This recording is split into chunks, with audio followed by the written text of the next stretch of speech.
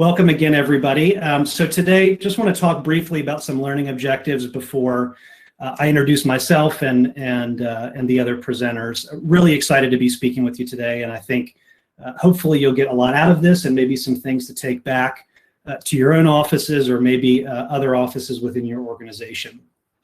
First, I'm going to talk a bit about the regulatory review and background behind why we're here today and why this is important. And then I'll talk some about enforcement updates. So some things that have happened over the past couple years that really intersect with user access monitoring and user activity. I'm going to touch briefly on the state of monitoring. If you were here for our first session where we discussed the annual report, some of this may look familiar to you, so I won't spend too much time on it, but I think it's helpful for everybody to see what we are seeing across all of our clients and across the country. I'm then going to turn it over to Christy from Tallahassee. I think that's one of the reasons we're probably all here today. Christy is going to talk about how she has helped support the user access monitoring program there, how they've made it work, some challenges, pain points, and some successes along the way. And then finally, we'll turn it over to Naomi from our patient privacy monitoring team, who can talk about her inside perspective and things that she's seeing as an analyst working within a monitoring tool and for a variety of clients and monitoring tools on a daily basis. So with that, I think we can probably go to the next slide. Great. I'll introduce myself first, and then I'll turn it over to Christy and Naomi to introduce themselves. My name again, Andrew Mahler. I'm the Director of Privacy, Compliance, and Managed Services here at CTEK. Have been here for a while, but have served in a lot of different roles, both within CTEK and outside. I've served in roles, Chief Privacy Officer. I've been in research compliance. And then going back a little further, was an investigator with the Office for Civil Rights and worked on lots and lots of HIPAA privacy security breach, as well as some civil rights cases. So again, really happy to be talking with you today. Christy? Good afternoon, everyone. My name is Christy Griffin. I am from Tallahassee, Florida. I work at Tallahassee Memorial Healthcare. I've been with the organization since 2012, and I did start out as an administrative assistant here. Didn't have any kind of really privacy or compliance and healthcare background. I realized that I really enjoyed working in this complex environment, I guess you would call it, of healthcare. And so in 2016, I earned my CHPC and took on the role of compliance and privacy analyst, and have worked in this area since then. And one of the things that for me that's most important for the organization, I feel like, is education. I love to educate. I think that the more education you can provide, you learn from the colleagues, your workforce, what's going on out there. We can't be everywhere. So building those relationships with your workforce can help you because they become more confident in you. They're not afraid to possibly reach out to you if they see something that may or may not be an issue, but obviously we can't be in every corner of the hospital, can't see everything, and we have to have those extra eyes and ears, especially and most of you all probably are in the same situation we possibly are, as you're limited in your resources in your department. But I look forward to speaking with you all today, and I'm open to any questions you all may have as we progress. Thank you. Good afternoon. I'm Naomi Cortucci. I'm the Senior Lead Privacy Analyst with the Patient Privacy Monitoring Services here at CTEK.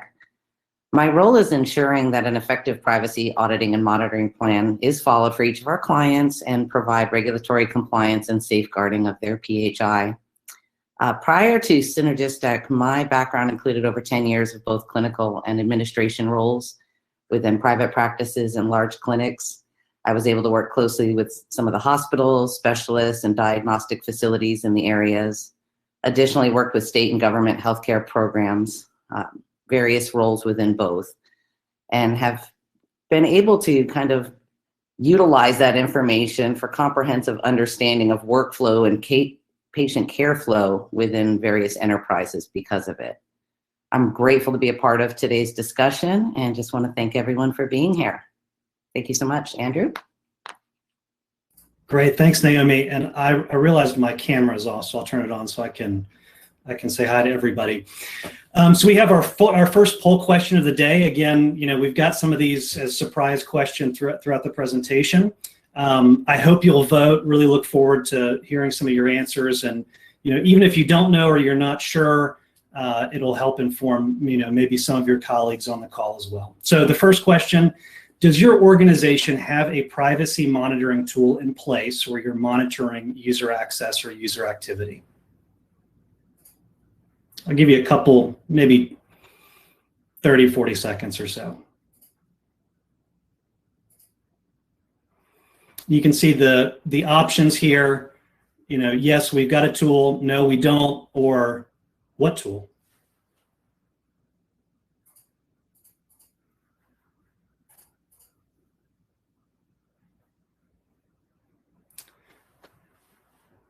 All right, looks like most of you are voting, and I'm seeing some good news here. I think Naomi and Christy will also probably smiling looking at this. Nobody responded what tool, which is great. Even if you were thinking what tool, we'll talk through it today. And again, maybe you have something to take back with you. About 87% of you said yes, you've got a tool in place. That's fantastic. And then about 13 said no. And that's fine too. We're going to talk through the various types of ways you can do some of this monitoring today. We can go to the next slide, please. So a couple slides here just to kick us off and set the tone for my piece of this presentation. Since 2019, so over the past couple years, approximately half, and this isn't including the Right of Access Initiative, but approximately half of all OCR resolution agreements found potential violations of requirements that are somehow related to user access monitoring. So it's something really to think about as you're thinking about your risk tolerance. Maybe some of you have interacted with the Office for Civil Rights or complainants around a user access monitoring issue or allegation.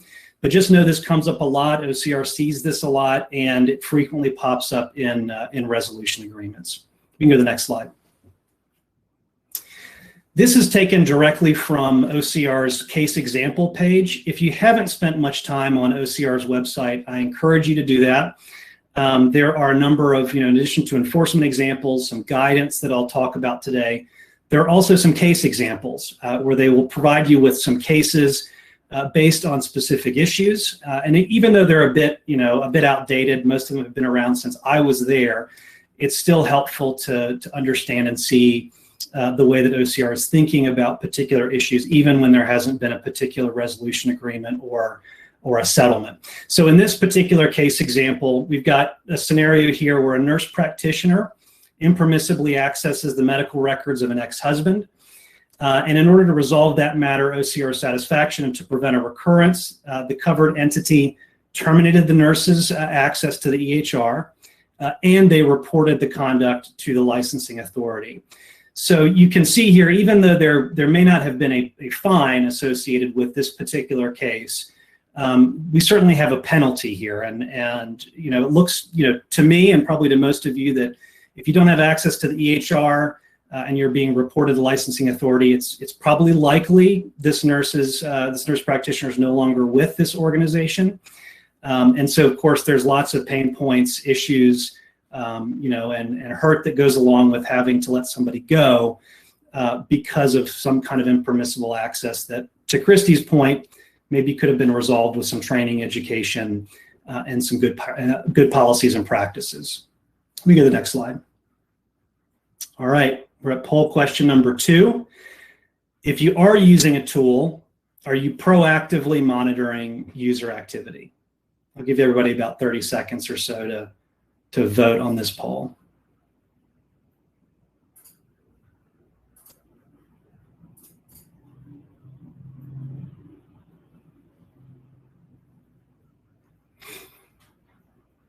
I got about 20 votes so far.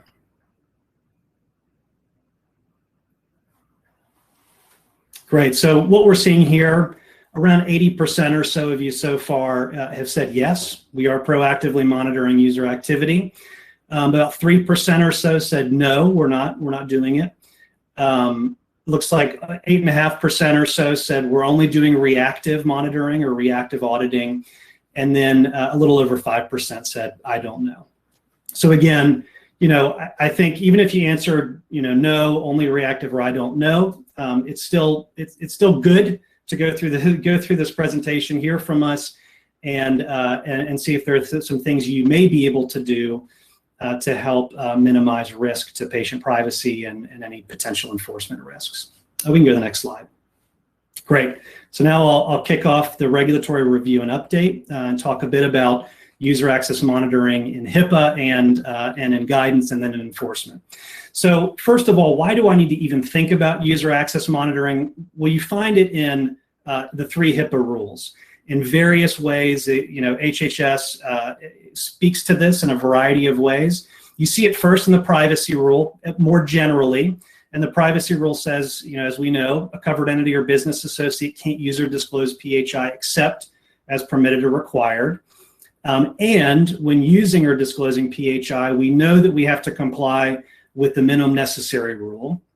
And then finally, the privacy rule tells us that we have to have in place appropriate administrative, technical, and physical safeguards to protect the privacy of PHI. So you start to see, in a very general sense, the concept and requirement that an organization needs to do everything it can to protect the privacy of PHI, to make sure that they're only using and disclosing the minimum necessary amount to accomplish a certain goal, and we have to have these safeguards in place to protect the privacy of PHI. And on the next slide, the security rule is a bit more prescriptive, which is helpful, and it gives us a little bit more of a framework to understand what user access monitoring is and what requirements might be out there. Still doesn't take us exactly to where we probably want to be in terms of understanding what OCR is looking for, but it gets us closer. So the security rule tells us we have to implement policies and procedures to prevent, detect, contain, and correct security violations. So, preventing, detecting, and so forth are, you can do much of that through user access monitoring, particularly when you're looking within an electronic health record. We know that we have to implement procedures to regularly review the records of information system activity. This includes audit logs, access reports, and even things like incident tracking reports. So we start to see this word regularly come up, and we'll see this as, I talk a little bit further in this presentation today, a strong emphasis on regular review. And then finally, we have to implement hardware, software, or other procedural mechanisms that record and examine activity and information systems. So the security rule here is telling us we have to have something in place. It could be hardware, it could be software, it could be a process where somebody or something is recording and examining the activity that's happening in the information systems that contain or use electronic PHI, like an EMR or an EHR. Go to the next slide. And then finally, the breach notification rule. Again, like the privacy rule, it's not quite as prescriptive as the security rule is, but I still think it's helpful to have this out here as just a baseline for the requirements here. We know that the breach notification rule states that a breach is going to be treated as discovered on the first day on which the breach is known to the covered entity, and this is the key part, or by exercising reasonable diligence would have been known to the covered entity. So, OCR doesn't give us a definition of what reasonable diligence means or, exactly what that looks like, but we can make some assumptions based on enforcement examples, based on guidance that comes directly from OCR that relates directly back to that regular review of activity, audit logging, and monitoring within systems that contain electronic PHI. And then finally here, the very last bullet point here, I think just to put, not to put too fine a point on it, but I think, again, helpful as a baseline, the time period for breach notification begins when the incident's first known, not when the investigation is complete. So, again, we're looking at when the incident is first known, so potentially when somebody first impermissibly accesses PHI, not when we've completed that investigation, even if we think, well, the investigation probably is going to turn out in a way where we don't have to report it. Even if you think that going into it, OCR, HHS, they're going to start backwards from that 60-day clock. So you're still really under that time frame and time constraint to make sure you're notifying individuals and if necessary, reporting that to OCR. Next slide. All right, now we're at poll question number 3. If your organization uses a user access or user activity monitoring tool, who or what office is primarily responsible for managing and working within that tool? Again, I'll give everybody 30 seconds or so to answer.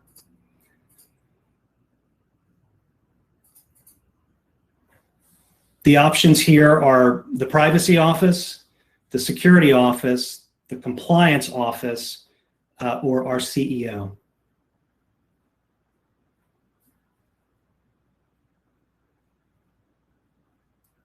I'm actually really interested to see if anybody has a CEO doing this.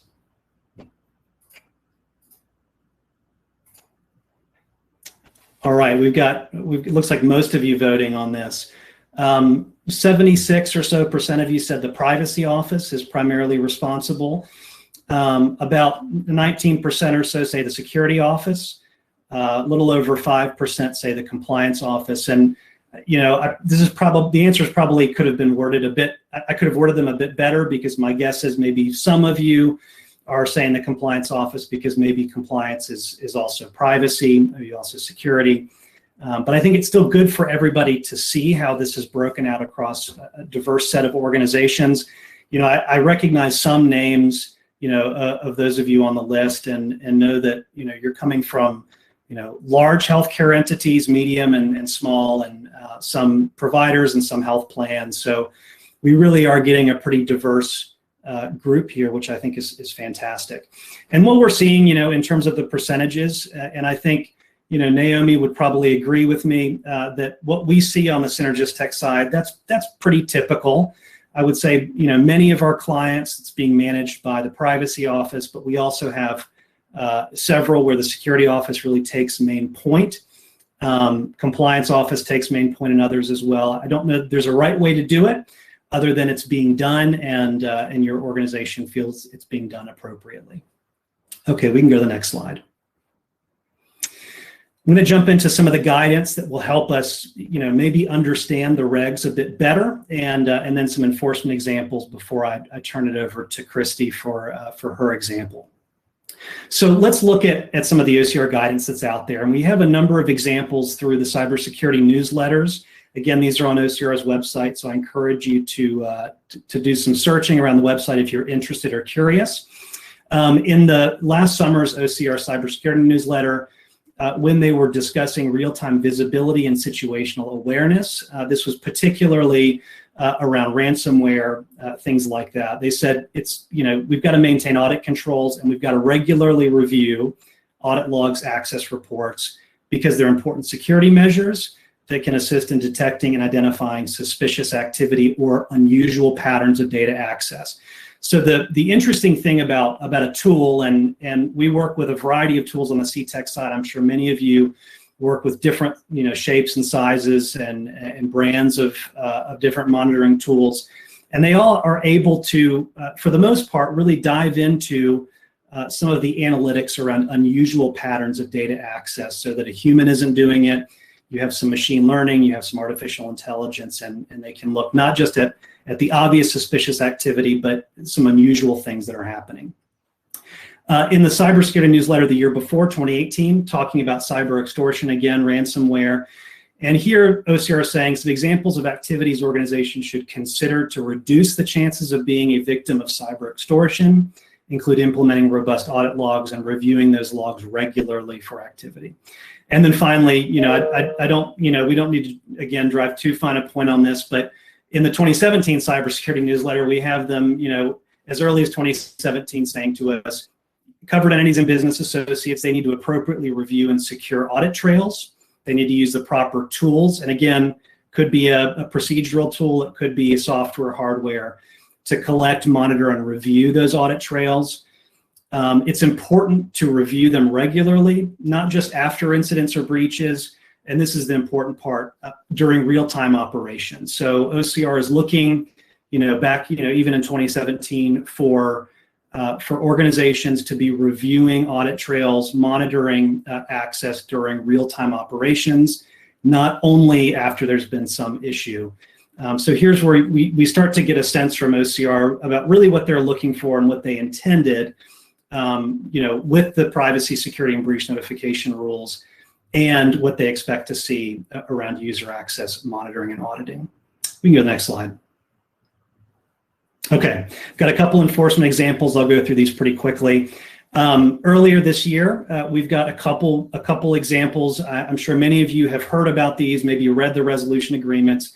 Again, if you haven't, I encourage you to go and look them up. It's very helpful and informative. When I was in a compliance role and a privacy office role, I'd read every single one that came out because it would help me escalate issues and assist the organization with good risk management and really support our patients and other individuals in their privacy and security. Lifetime Healthcare, a little over $5 million. So this, we're not talking peanuts here. In this case, cyber attackers gained access to information. They got access to about 10 million people. And among other things, OCR found a potential violation of the requirement to implement procedures to what? Regularly review records of information system activity. Then a little bit after that, Peach State Health Management, in April, $25,000, so a little less, but still not peanuts depending on the size and shape of your organization. In this case, OCR was performing a compliance review, and what they found is they found a potential violation of the requirement to implement hardware, software, or procedural mechanisms to record and examine activity in the systems that contain or use PHI. So we're seeing OCR take a pretty firm approach, even this year, as they're looking at incidents, breaches, non-compliance related to system activity review. Next slide, please. Great. The final two that I have here, I didn't want to go too far back. Again, we can see lots and lots of examples, but in 2020, we also had a couple cases. We had one, which was the city of New Haven, a little over $200,000. This one, I think, is a particularly helpful example for us because, this at least happened in my prior organizations. I'm sure things like this, this is what keeps you up at night, things that may happen in your organization, but hopefully not. A former employee returns 8 days after being terminated. She logs in with her username and password that's still active. She downloads a bunch of PHI, 500 people. And then not only that, OCR finds that former employee shared her ID and password with an intern who continued to use the credentials to access PHI after the employee was terminated. So in this case, we don't even need to see the potential violations. Hopefully you know where I'm going with this. Hopefully you're seeing some of the potential violations here. And obviously if the city of New Haven had this sort of robust monitoring auditing program where they were doing proactive audits, they were looking at monitoring during real-time operations, this probably would have been caught, right? And they could have done something before there was an issue, escalated to OCR and an investigation. And then finally, an orthopedic clinic. Again, we've got an example here of some ransomware and attack group. They're using a vendor's credentials, getting access to hundreds of thousands of people. And when the clinic terminated the compromised credentials, the continued intrusion was not effectively blocked until 20 days later, or about 20 days later. In this case, we found potential violation of the requirement, again, to implement those sufficient processes, tools to record and examine activity in the systems that contain PHI. And I think what's interesting about this one is they give us the time frame in which there was a potential violation of this rule from September 30th, 2015 to December 15, 2016. So, we don't know exactly what was happening before September 30th or after December 15th. There may have been better practices in place, but what I think is interesting about this is you have a window here where OCR has done some enforcement around this particular violation and this particular requirement. We can go to the next slide. Great. I'm going to go through this very, very quickly, and if you have any questions at the end, happy to talk with you about it. This is a result of our surveys, throughout a lot of our clients to really understand the state of their privacy programs. This is, going back 2020 and looking at 2021. We found some challenge areas that really touch on monitoring and user activity. We found that there was no or limited access monitoring and auditing. We found that there were some violations of the minimum necessary rule, either in process or practice or policy. And then we also found insufficient policies and procedures. These are some challenges that I don't expect to go away this year. I don't expect everybody will have these problems solved, but these are some of those hot areas that are coming up and pain points for our clients.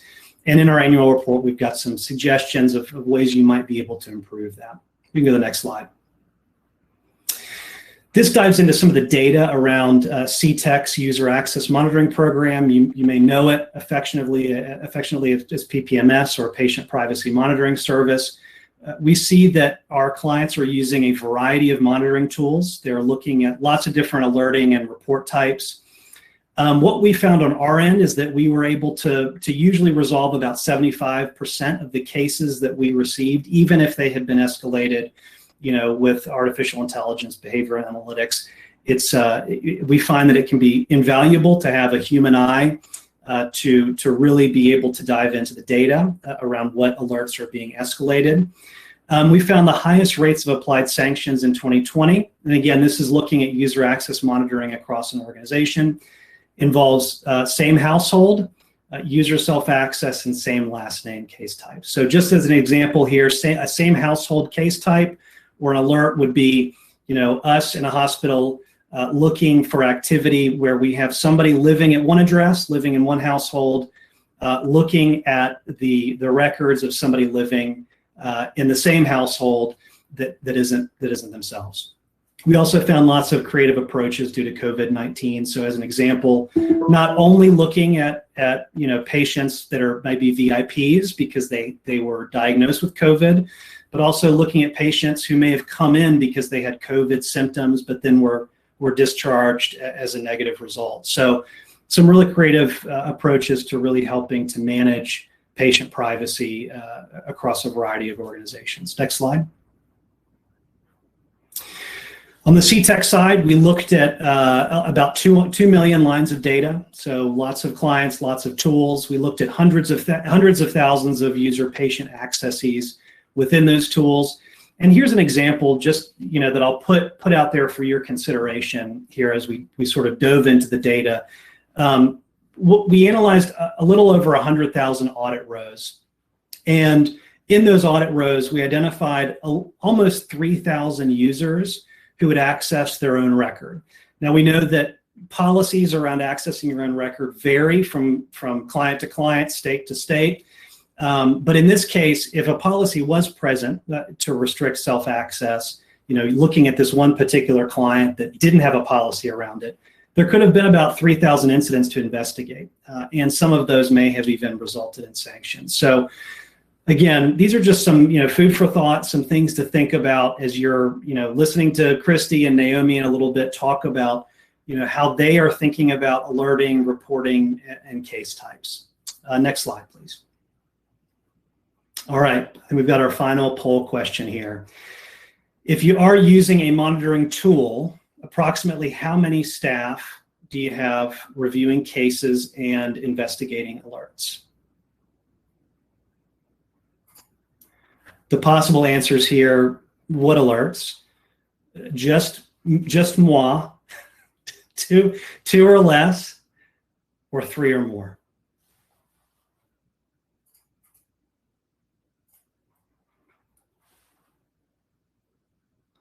All right, we're getting some answers. I'm actually very, very surprised and encouraged here to see some of the diversity that I'm seeing in the results. Christy and Naomi, I don't know if this is surprising to you. It's a little surprising to me. The largest percentage of you say 3 or more people are investigating and reviewing alerts that are coming through your system.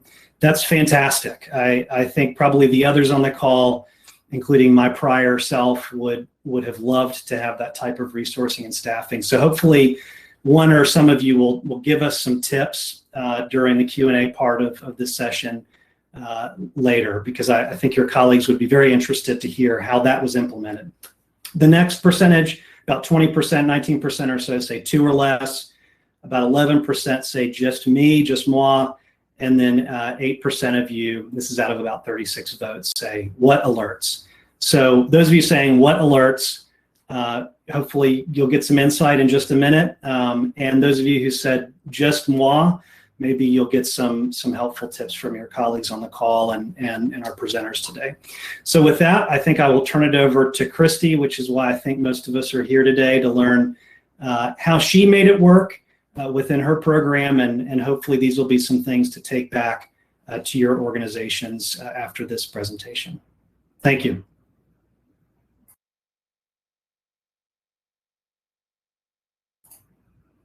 And Christy, if you're, oh, there you are. You may be on mute. I can see you talking. Yep, there we go.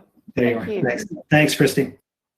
I do think that was an interesting stat on the last one there, that there's a lot more of you out there that actually have the more resources to be able to review and analyze your data. That's awesome. So I'm looking forward to hearing any feedback and comments on how in those challenges of getting those resources you may have had. But I'm just going to talk to you today about our journey through auditing, our process, how we got to where we are now, and how we continue to grow our program. Just a little bit of background on Tallahassee Memorial Healthcare in general. We're located in Northwest Florida, kind of. We're in Tallahassee, obviously, and we are a not-for-profit community health system, but we serve pretty much a 17-county region. We primarily, obviously in Florida, but we do serve some of the South Georgia counties. We are a level 2 trauma center. We have multiple specialty care centers, ER, urgent care, cancer center, cardiology, pulmonary. Like many of you, we have multiple programs. We do have 3 residency programs. Florida State University is here. We have an academic relationship with them, and multiple affiliations with other physician practices within our community, and multiple partnerships and overall. You can go to the next slide.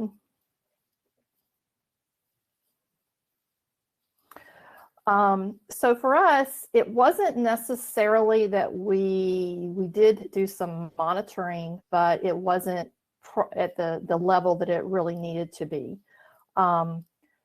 We are a large organization, and we grant access to over 7,200, we have over 7,200 authorized users.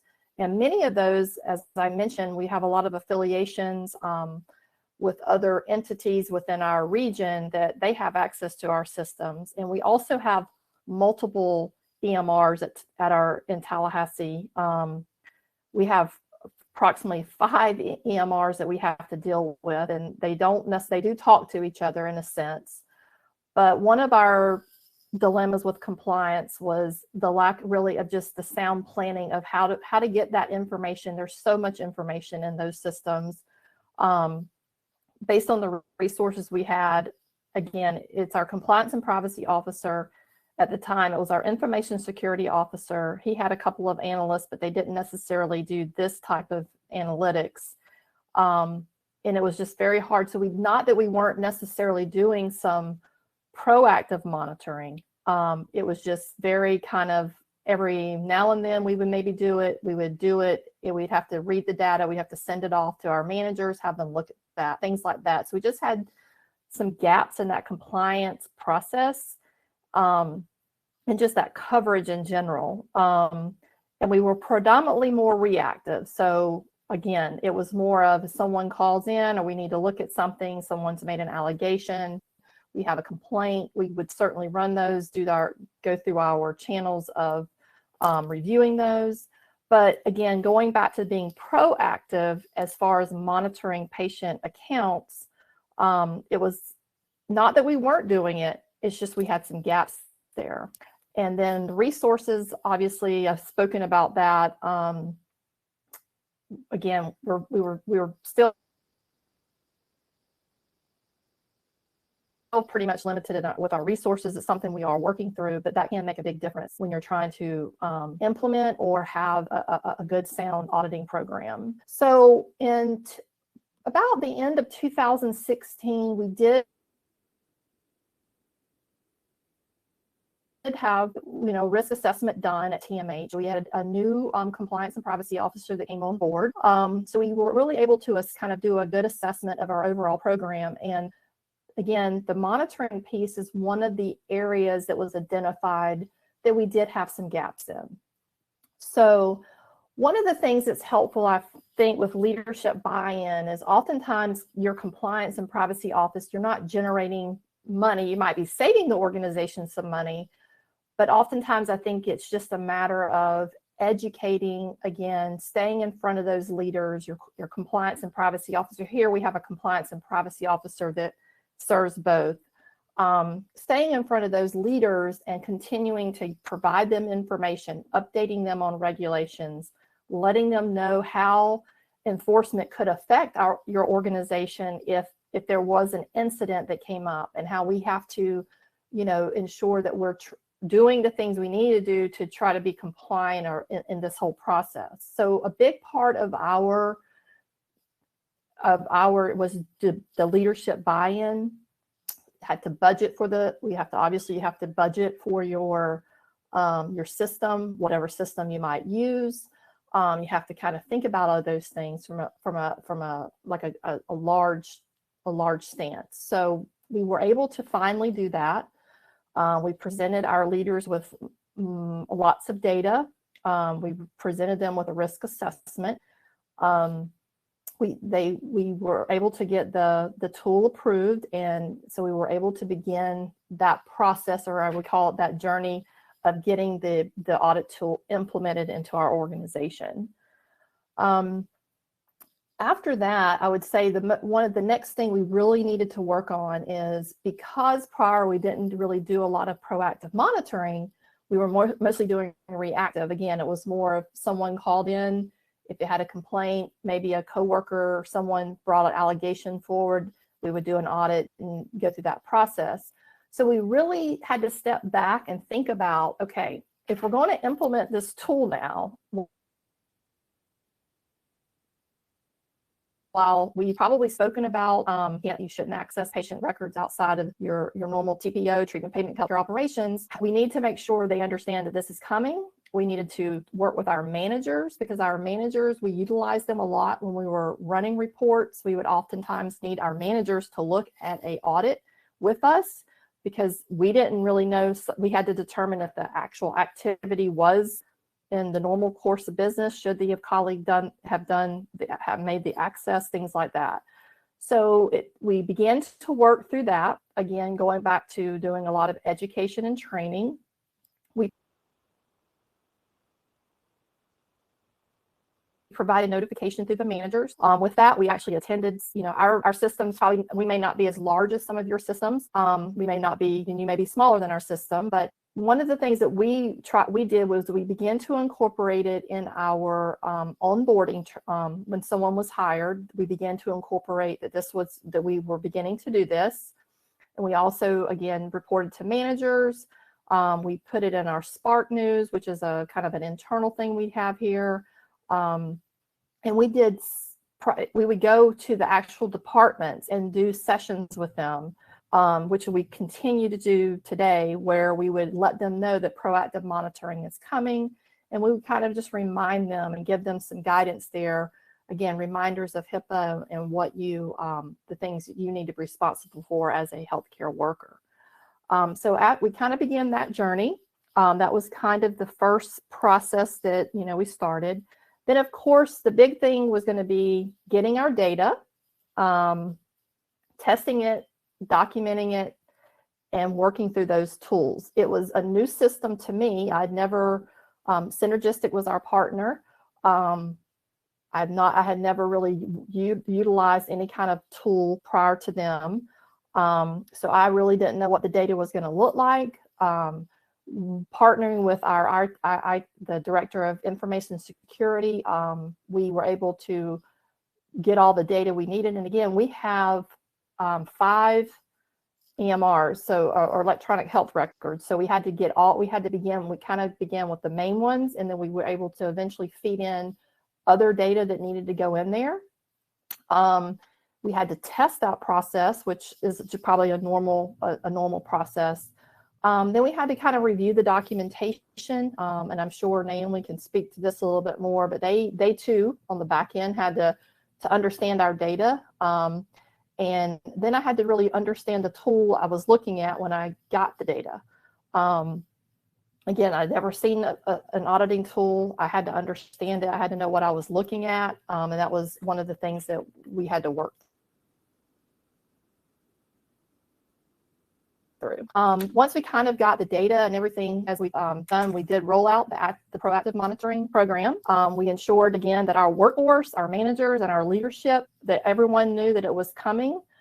And then we started very small. So Andrew mentioned earlier some of the different reports, such as coworker, the same households, things like that. We started with a very small reporting.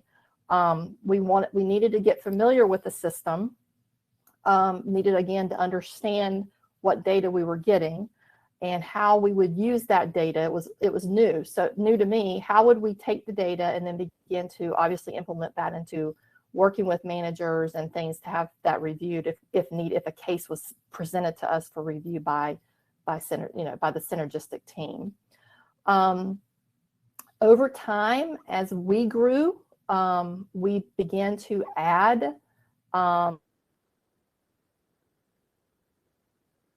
reports. So it's okay if you start small, if you don't already have a program and you're looking at potentially implementing one. That's where the team of Synergistic can kind of help you, or your team can help you increase those reports right as you go. So as you learn the tool, you can begin to increase those reports in volume.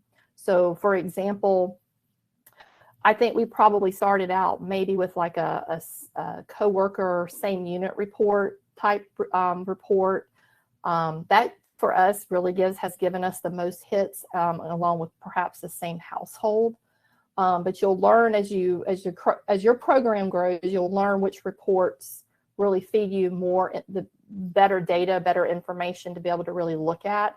And then we just grew our volume. So they may have only been looking at a few, maybe only give it a few incidents in the beginning, but as we began to get more comfortable with our system, then our volume could increase. As I became more comfortable with the system, I was able to really understand the data. It actually helped me kind of understand what roles our workforce maybe have in the organization. As your organizations have, you have your nurses, you may have your unit secretaries, you've got your respiratory therapists, you've got all kind of people in the system, and it really began to help me understand a role-based kind of what folks should be looking at. And that was the other thing, because sometimes you have access to the medical record, but you don't necessarily use all those tools in there. So that was one of the features there that helped me.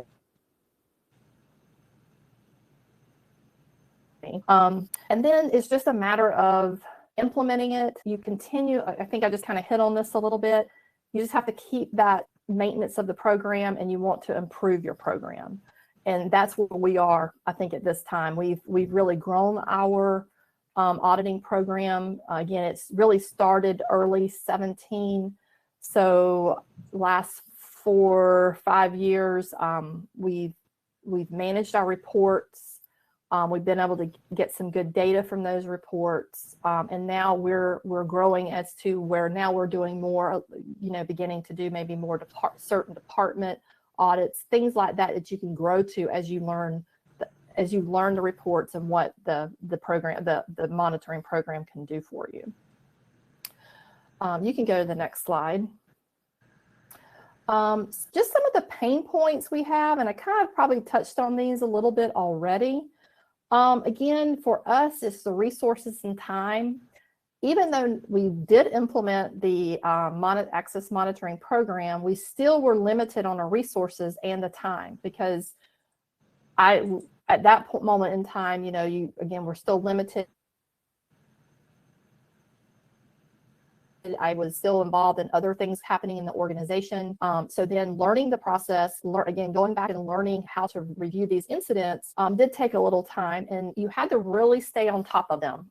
As the program grows and you begin to get more incidents in your system, it's very important to make sure you're following through on them, making sure you're closing them out if they need to be closed out, documenting it, making sure that you have all that documentation, whether you find that an incident that was brought to you from the team that was kind of did the analytics for you on the background, you still may have to determine whether that's appropriate or not appropriate, and making sure that that's all documented. You know, again, documentation is very important in case something comes up down the road. Again, understanding the incident, again, it just goes back to what am I looking at? If I'm getting a coworker incident report, I'm looking at it. Obviously, you're maybe not so much in some of the organizations, but it could be that you do have someone that comes in that's a patient that also is a worker, and they happen to end up in the unit they work in. That is going to happen, obviously.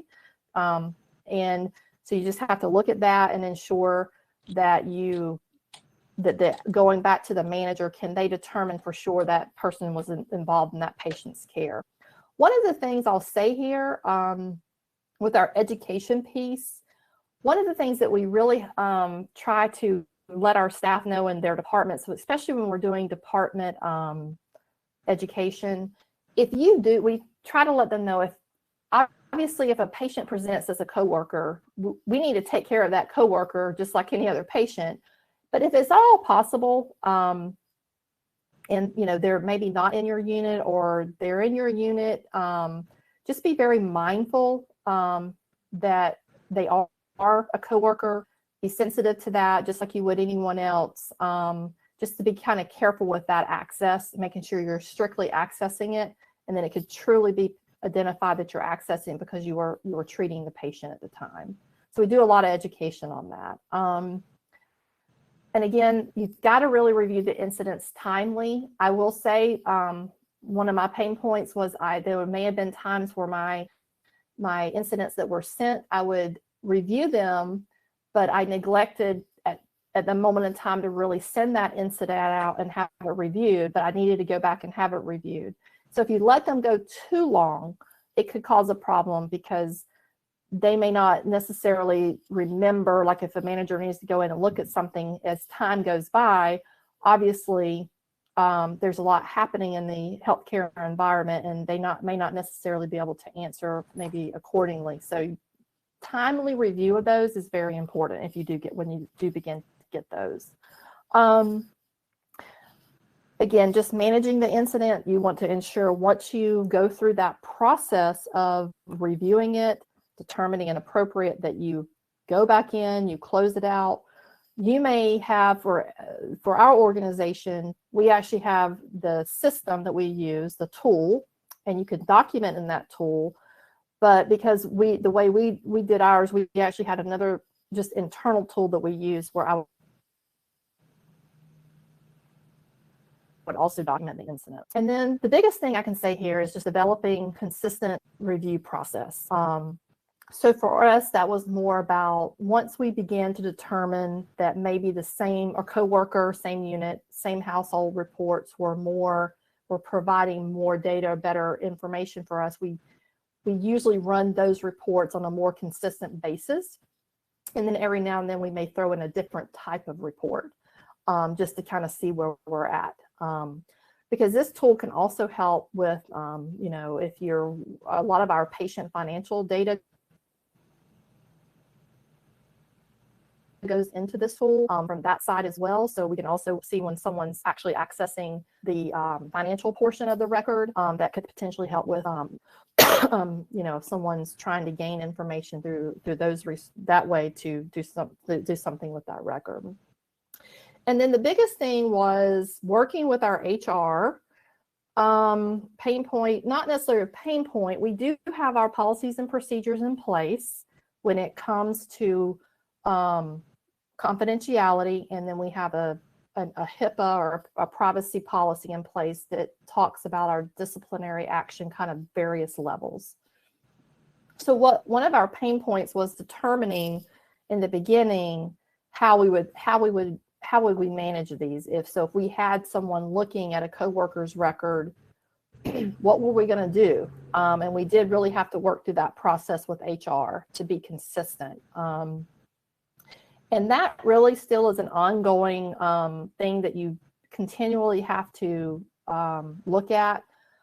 I believe that one of the things from my perspective, all to me, the access is the access. So if someone's access inappropriate is inappropriate. I think sometimes you do have to step back and look at the whole incident as to what type of sanctions or disciplinary action you should have. And I think that sometimes is where sometimes we don't obviously give out the sanctions. We do work with HR quite a bit. They want our input. We have a very close working relationship with HR.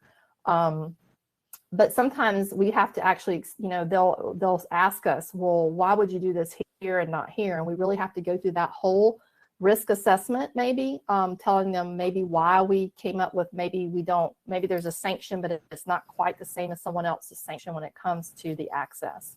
So those are some things you have to work through or think about, and just ensuring that you do have a policy in place. If you don't have it when you first implement the program, you may want to begin to, as you develop your program, just be sure you have some policy and procedures in place as to, how you're going to handle these situations in general and things like that. You can go to the next slide. And really in the end here, just talking about best practices, I've really kind of talked about these some, but for me, not having an auditing tool and doing the auditing is really, you've got to have it. It's important. It's going to give you some data that you've probably not seen before. And for us, we're fortunate that we do partner with Synergistic because we have Naomi on the back end. She's doing all that analytic for us, and she's great at that. And she's going to talk more about that. But building that relationship with your team is great. To me, she's part of our team, just like she worked here or I work there. I can call them and I can get the information I need. So I think that's really important, is to build a good relationship amongst that. And what I've learned is that they begin to understand your data.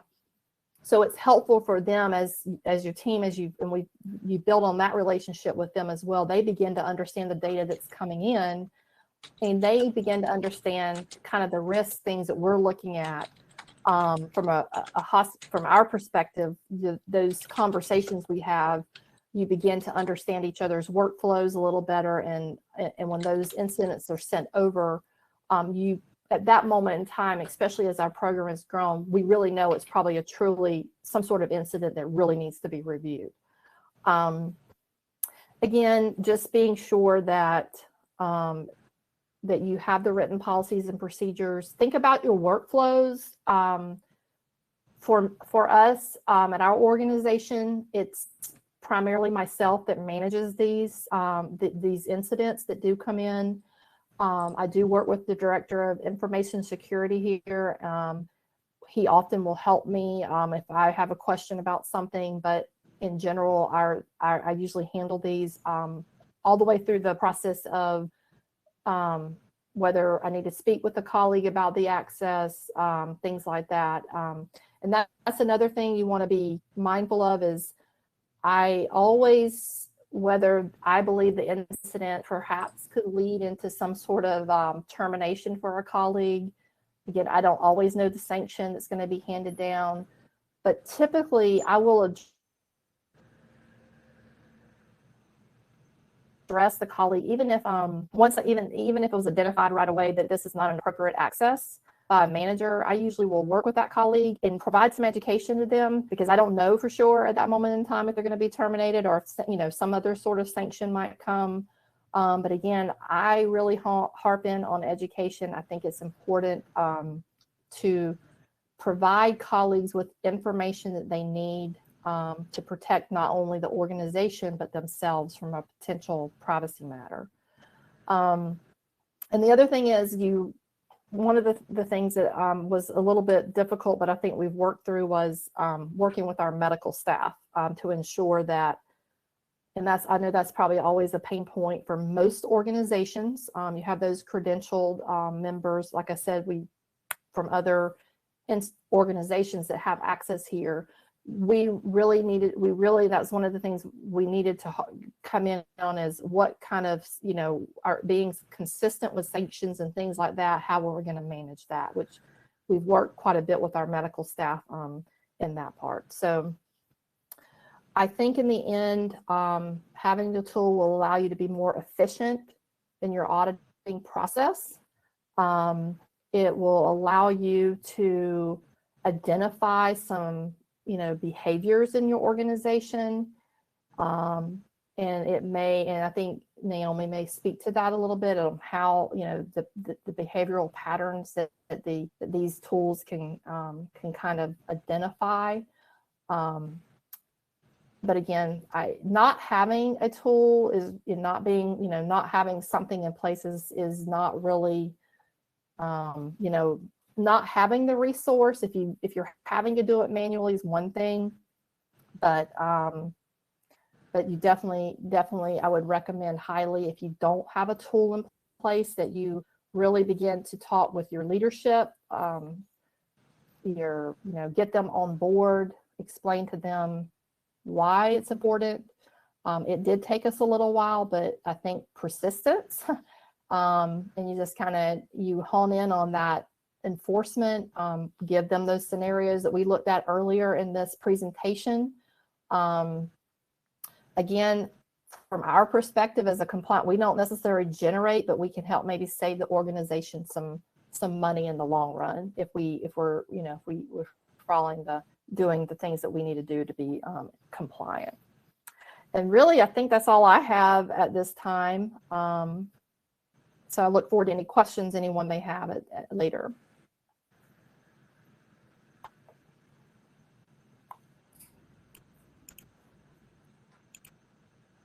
Good afternoon, everyone. This is Naomi. I just want to say thank you to Christy. She really touched on some amazing points, and I've had the pleasure of working with Christy and the Tallahassee team since their onboarding. So everything she spoke on is definitely a reminder of our beginning stages and how far we've come along with our program with them. So it has been a true pleasure, and I have enjoyed every moment of that. If you would, the next slide for me, please. Thank you. So as Christy kind of touched on some of the typical challenges that we have seen, number one, raw data. Evaluating access from raw data logs is a daunting task, most of you know. This is especially true if it has to be done from multiple feeds such as Epic, Allscripts, Lawson, etc. This can cause a lot of additional time and resourcing spent on researching. And understanding those metrics and routine names are critical within that. That's why we always do recommend the use of an audit tool. It can actually help take that unstructured raw data and weave it into an intricate fabric. This allows for patterns and anomalies to be seen, and it provides us, the investigator or analyst, a comprehensive story of both the user's activities as well as the patient's care flow. Also, typically within your tools, you're able to do documentation and cataloging of your work that you've done, which allows you to show for that proactive monitoring. So not just reactive, which is, atypical when we first get on board here. It's you going for the concerns that are brought forward, not necessarily what you're seeing or looking for in the behind the scenes. I did want to touch base just a little bit on some of those common alert types that we do look for. As Christy said again too, and that was great, turn it on slowly. Don't overwhelm and get every alert type turned on, and that's a lot of data coming in at one time. You do really want to take the time to learn the patterns, see how those metrics are coming through. AI, the artificial intelligence, is great, but it's not always 100% accurate, as we know. Sometimes the system will say that access was appropriate because there was a signed documentation. Well, in reality, they might have signed their own record, so that in fact would not be an appropriate access. So turning on those alerts and kind of learning what that flow will look like.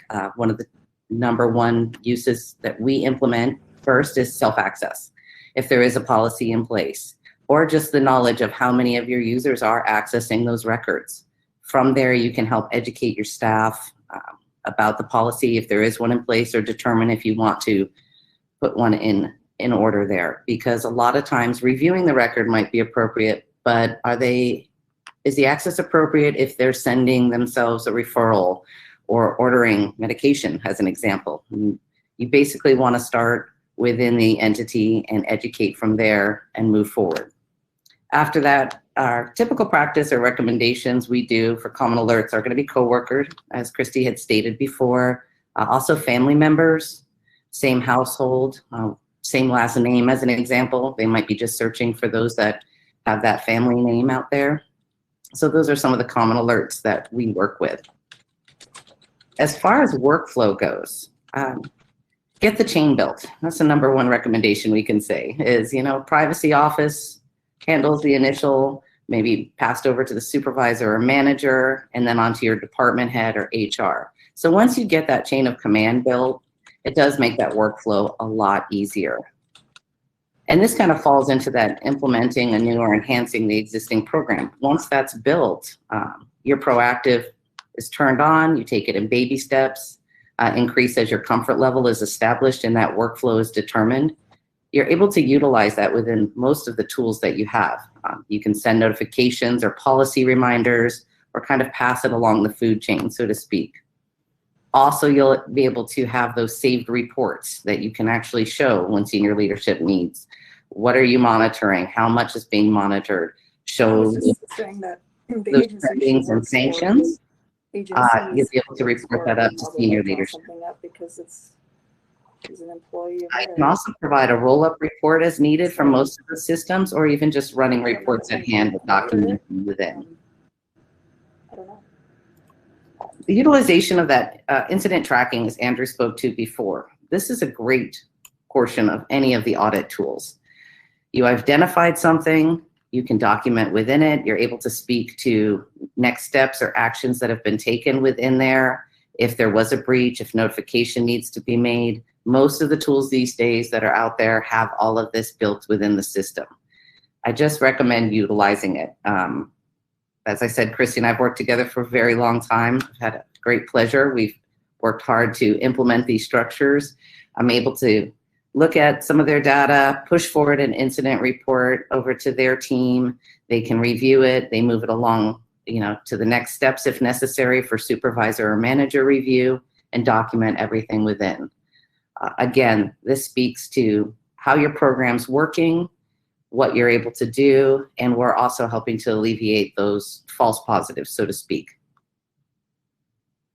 Really, I can say that's about the majority of, kind of a high-level overview. I know we've taken a full hour of everyone's time here, and we want to make sure that we open it up to questions. But if there's any questions directly for me, please let me know. I'm going to go ahead and turn this over to Andrew for some follow-up and roll-up of everything. Thank you. Right. Yeah, thank you, Naomi. Thanks, Christy, for talking with us today. There's a lot of valuable information. Obviously, for those of you, on the phone or on the computer, the three of us live in this world, on a daily basis. So there probably are some things that we may have talked about or mentioned that, you're thinking to yourself, what are they even talking about? I hope you'll use this time to ask us questions, to either clarify something, to dive a bit deeper in a particular issue, or even just to share your experiences or your comments. So if you want to ask a question, please turn on your camera and unmute yourself, although I've been told you don't have to turn on your camera if you don't want to, but we encourage it. And then I'll call on you, or you can ask a question or share a comment by clicking the Q&A button, the Q&A button with the hand, and I'll be looking at that. The three of us will be looking at that throughout the next, whether it's a few minutes or the next hour or so. I believe we have until 3 Eastern time, so feel free to use this time. You've got the 3 of us here, and if there's any questions that we can help you answer, or if you have some experiences or comments you'd like to share, either things that have worked really well, maybe things that haven't worked as well, I'm sure your colleagues, as well as, Christy, Naomi, and I would, really appreciate that sort of feedback in those stories. So thank you very much. I'll pause there and we'll start looking for questions.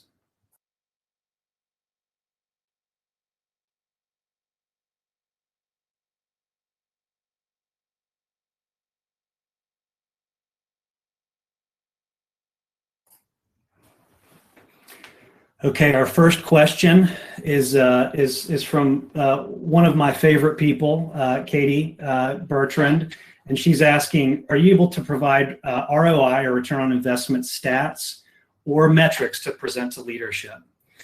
And I think it's a really good question. I think we've, on the CTEK side, we've been able to pull, of course, metrics around the types of data, so metrics for user access monitoring, alert types, things like that we would hope would allow a privacy officer, a compliance officer, a security officer to go back to leadership to say, hey, these are some areas that we're seeing across the country that are risk areas.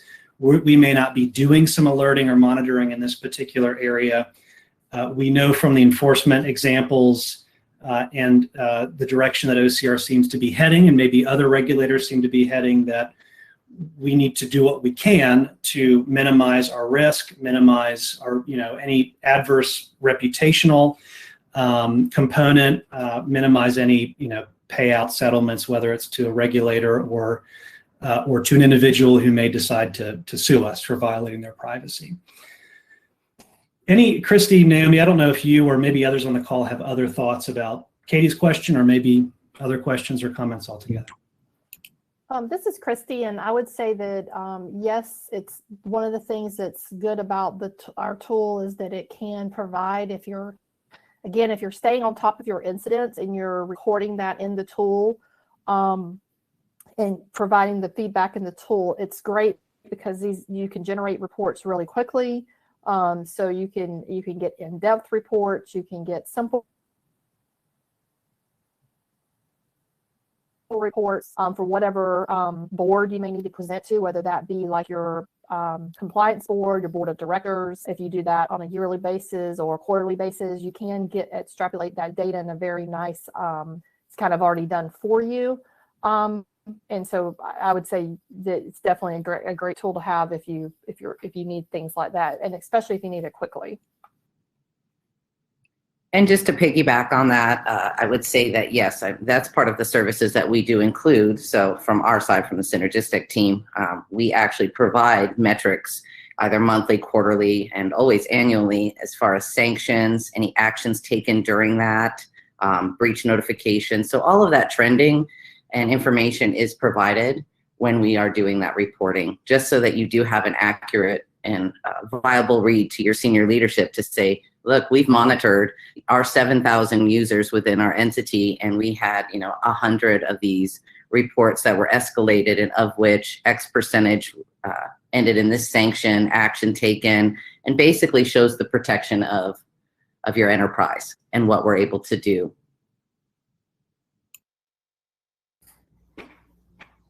Yeah, great question, Katie. Thank you. So I do see some familiar faces in the chat, and I don't want to put anybody on the spot, but I think I saw Braden earlier, maybe Steve, and others. Melissa, welcome. I don't know if you have any specific questions or comments. If you don't, I've got a couple questions to throw out there, and maybe some of you have some experiences to share. It's tough when you're not doing this in person. You're doing it virtually, so I can't really walk around and call people or give them a free Kit Kat bar for answering a question. First question to throw out there: if you have implemented a tool and you are doing proactive monitoring, how did you sell that to leadership? How did you sell it to management, or how did you go up the chain? I've got 3 questions. I'll just put them all out there. The second question: if you're doing this type of monitoring, what alerting or report types do you find most effective? We've talked about same household, coworker snooping, those sort of VIPs, those sorts of things. What's been an effective alert for you? Maybe you're going to say something that nobody else has thought of. And then if you are performing monitoring without a tool, which I know some people do, what does your typical workflow look like? And, because maybe there's some folks on the call who maybe in a smaller organization may have difficulty advocating for a tool. What's their process, and what do you wish you had that maybe you don't have today?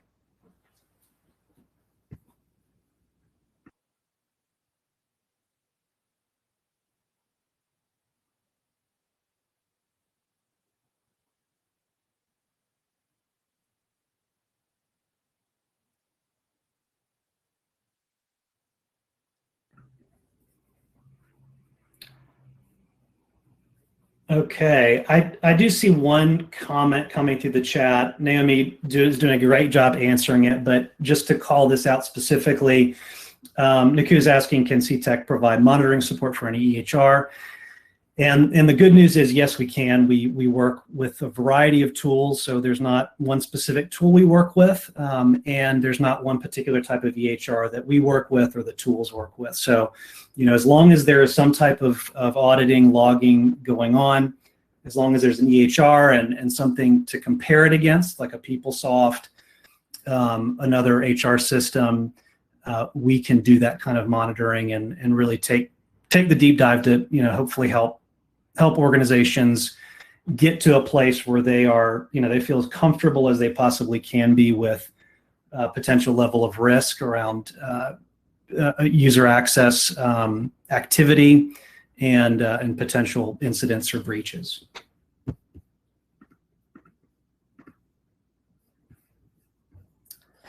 This is Christy. Hey, Christy. Oh, Christy, we may have lost you. Oh, sorry about that. I would be curious to know that those who answered in the poll earlier, that they had, I think it was 3 or more folks that were assisting them with their auditing a program. How you all manage that? Do you have certain people reviewing certain specific areas of your organization? Did you recently gain those additional folks in your department recently? Have you always had that many folks? Things like that. And how did you go about being able to gain additional bodies to be able to help you with that work?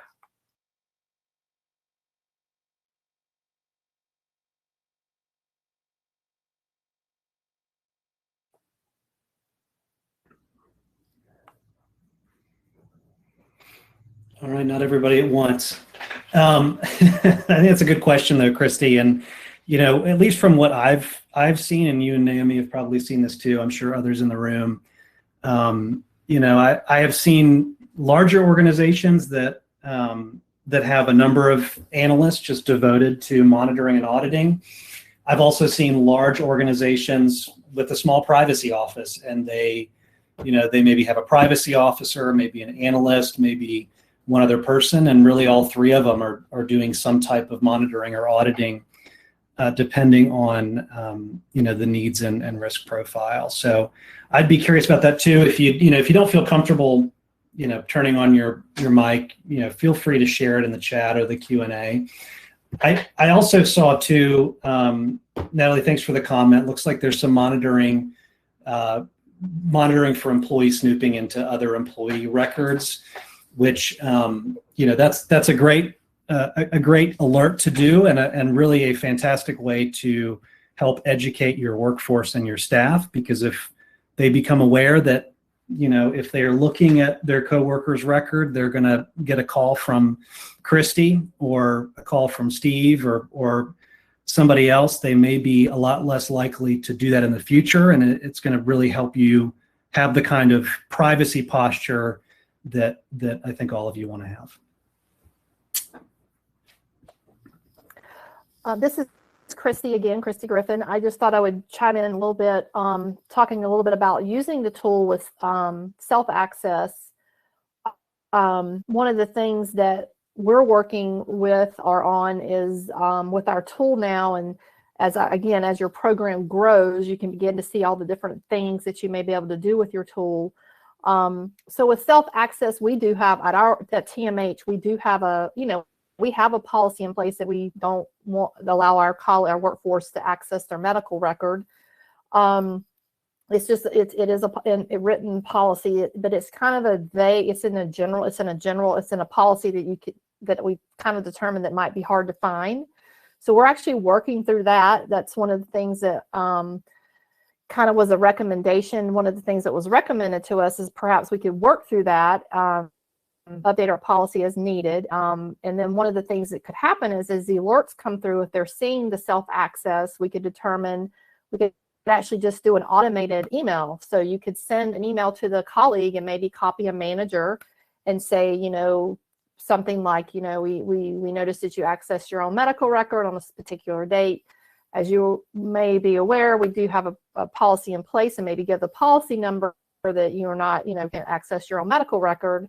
Maybe that first go around, second go around, if it happens again, that data is kept. So if it happens again, you send them, maybe you have to determine these things, I guess, working with HR and working with your leadership team, maybe how you would want to manage them. If you give them a second option, do you then at that point then turn it over to HR, and then so on and so forth. Third option, maybe something HR and something more possibly would occur because of a policy violation. So those are some of the things kind of that you can do with your tool. That's just one example from some of the things that we've kind of learned in working with Naomi and giving us some good feedback and things that maybe some of the other organizations may already be doing this. Yeah, that's a great example, Christy. Thank you. Thank you for that. We do have a comment from Kristen, and Kristen, thanks for making this comment here, which I think is helpful for a couple reasons. So I'll read this one. She said, recently gained 2 staff for privacy monitoring after acquiring a new audit tool. Our previous tool with just 1 analyst couldn't effectively process the data volume we have as a system in the system. So, I think this is interesting, interesting benchmark here to know, okay, they gained a couple new staff members, and they were able to do that because the 1 analyst, really wasn't able to effectively process the data volume. So, using those kinds of statistics, that kind of a story can really help you when you're trying to sell compliance efforts, whether it's user access monitoring or really anything else. If you can really help demonstrate to leadership or to management, look, we cannot be effective with the staff size that we have now. We cannot be effective without a tool or without some sort of a plan or a program. I find that leadership tends to listen to that sort of a comment. I've got a couple others here. Does the tool have the ability to search for family members with different last names or different addresses? Naomi, I'll let you take this question. Great. Yes, a lot of tools do, actually. They do have the ability. It does have to be indicated within the patient record. As an example, and I know Kristen had answered here with patient contacts and guarantors, also a lot of times with that emergency contact information. So sometimes it's not even a family member, as we know, they've put a friend or whoever. So that information, anything that's associated with that patient record, again, you're only as good as your data. So if that data is entered into your EHR, EMR system, and then it can be extrapolated through your audit tool. But it does pair it, so you're able to see if that user, as an example, was looking at not only a patient record, but then went into the patient's contact, emergency contact, and viewed any information from there. So you are able to kind of follow that audit trail. Thanks, Naomi. We've got an example from Michelle from Sutter, and I'm not going to read her whole comment. I really encourage you to look at the Q&A section and take a look at this, because I think she's saying something that is probably going to be helpful to a lot of you. For her, she's saying the most helpful alerts are coworker access and VIP. And then from there, she gives some examples about the suspicious activity and how they investigate it and how they're looking into it, and some real life examples, like a receptionist who gets flagged for some type of suspicious access. And I think this reinforces to me the importance of having a human in addition to a tool looking at this and escalating certain types of flags and alerts. So please take a look at Michelle's comment. I encourage everybody to read it. Katie has another great scenario that I'll just, I'll put it out there as a thought for you all. I don't know that there is a right answer to this, but it is something I think really important for you to be thinking about. And she poses a scenario where an organization is using a monitoring tool. They have business associates or vendors that are also accessing the EMR. And what happens if you get an alert or a flag that a vendor has impermissibly accessed a medical record? What do you do as an organization? And this is, every group is going to take this different. They're going to approach it very differently, right? Some may choose to immediately terminate the business associate agreement, terminate the contract, and boot the vendor. Some would escalate it to a point of contact to the vendor, have that vendor, that person maybe removed or access revoked.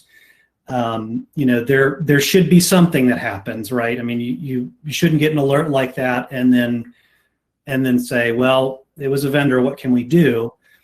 There should be a process there to investigate it and then to escalate it and do something about it, to do some type of remediation, some type of mitigation there. So, these are, I think, good questions like that, as well as Michelle's comment. Just, food for thought as you take things back after this presentation. Andrew, this is Naomi. I wanted to just also jump in to say one of the things, based on some of the questions and comments in the chat, that with an AI system or any audit tool, as we kind of touched on earlier, is users' access. A lot of times, a system will look at it and go, well, that's their normal, they use those routine names. That's what they're looking at. And kind of to piggyback on Michelle's comment in there is, yes, they'll utilize the routine names that they know, that they're familiar with, because that contains the data that they can review and they understand and know. So having that human set of eyes on it will determine with more specificity, were they looking at a patient that wasn't necessarily in a patient location they normally view? Did the timeline fall out of, they normally work 8 to 5, but they viewed a patient at 9 o'clock at night. So again, kind of bringing all that data into your tool and being able to understand that workflow of the user is critical, because again, somebody snooping in a record will typically utilize the same patterns they use for every other patient care.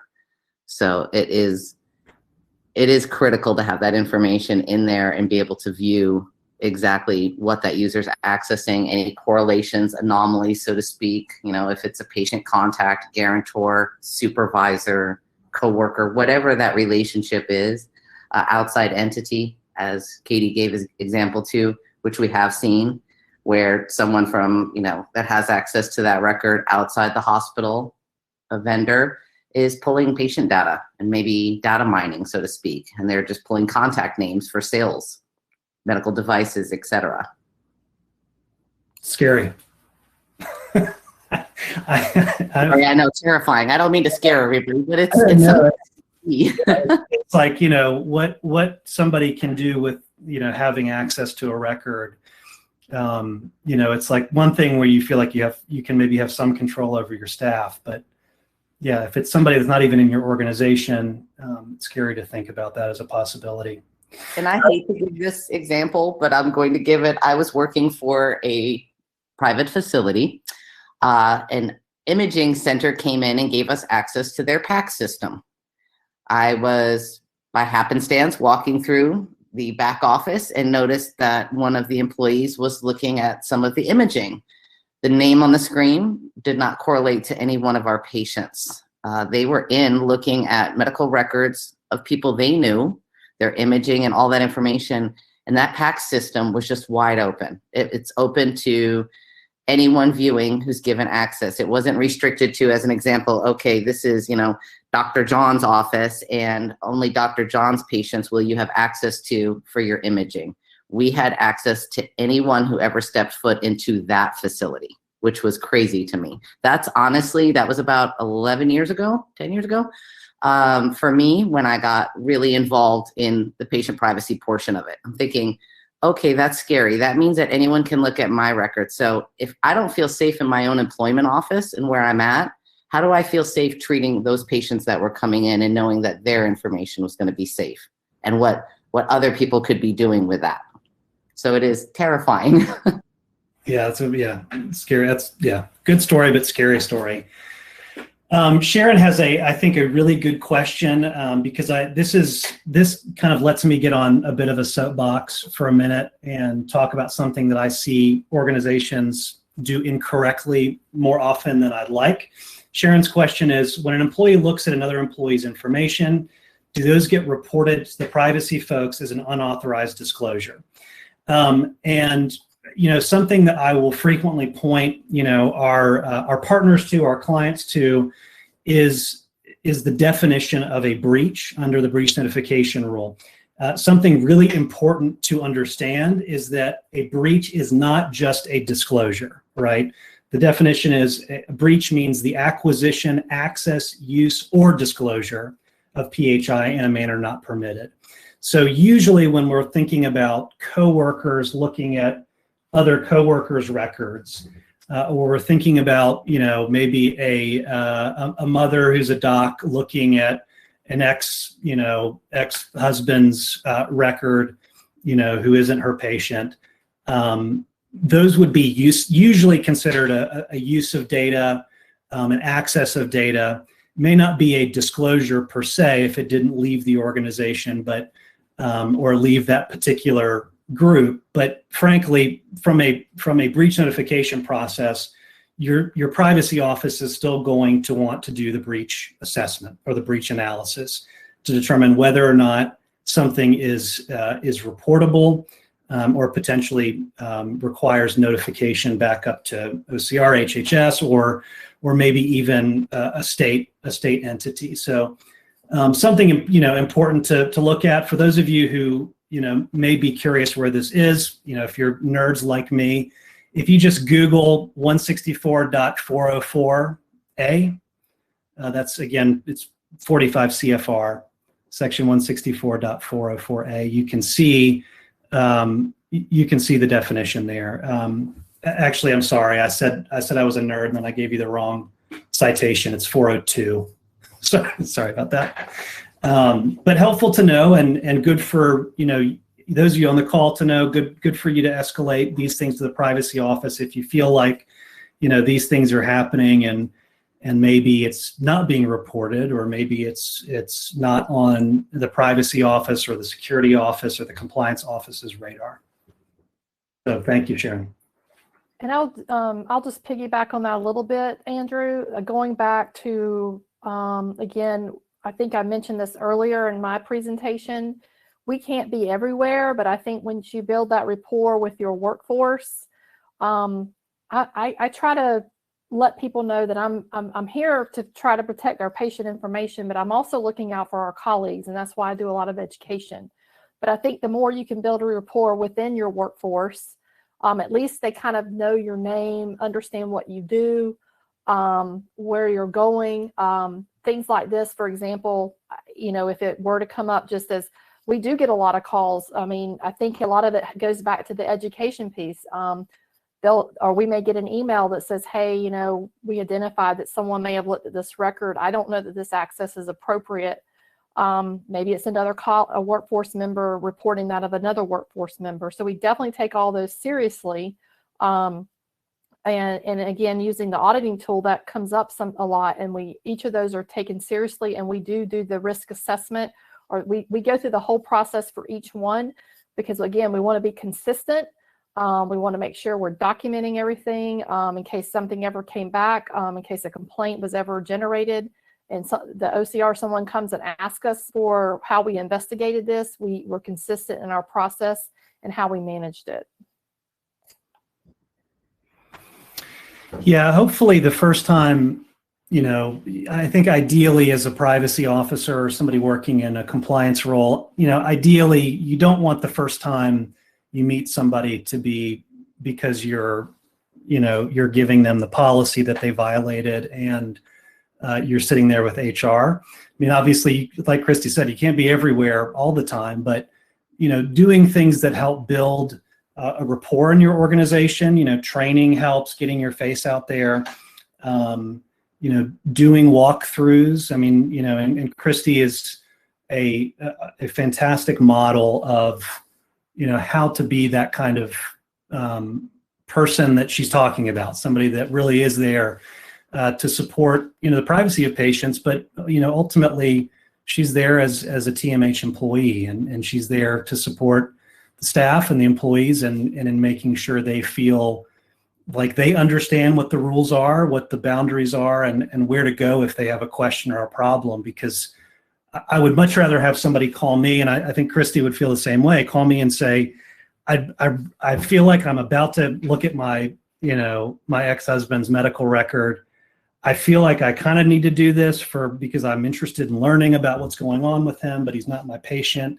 Can I do this? I'd much rather have that kind of a conversation where we can talk through it together and I can help them understand what the rules are than getting an alert where then I have to sit down with the person and have a hard conversation. Thank you, Christy.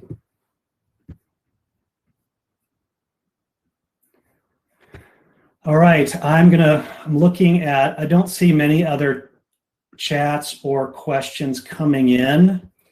Maybe I'll give folks just another minute or so if you have anything else. I think we technically have, you know, until the top of the hour, so I don't want to end too soon if somebody's hesitant.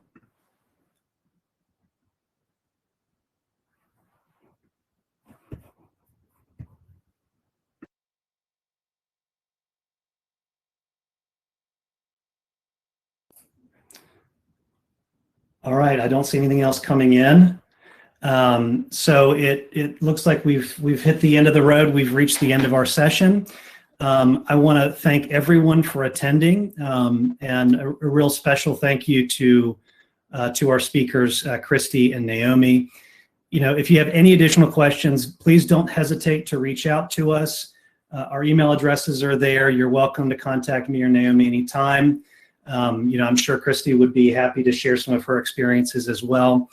You know, and just as you're leaving, looking at your calendars, don't forget to join our 6th session, which is coming up on the 22nd, when we have another client, Martin Luther King Hospital, is going to share how they've improved their information security posture year over year. So I think that'll be another really interesting session, hopefully some takeaways where, you know, we can all learn from colleagues out there, things that they're doing, maybe not doing, wish they did in their information security program.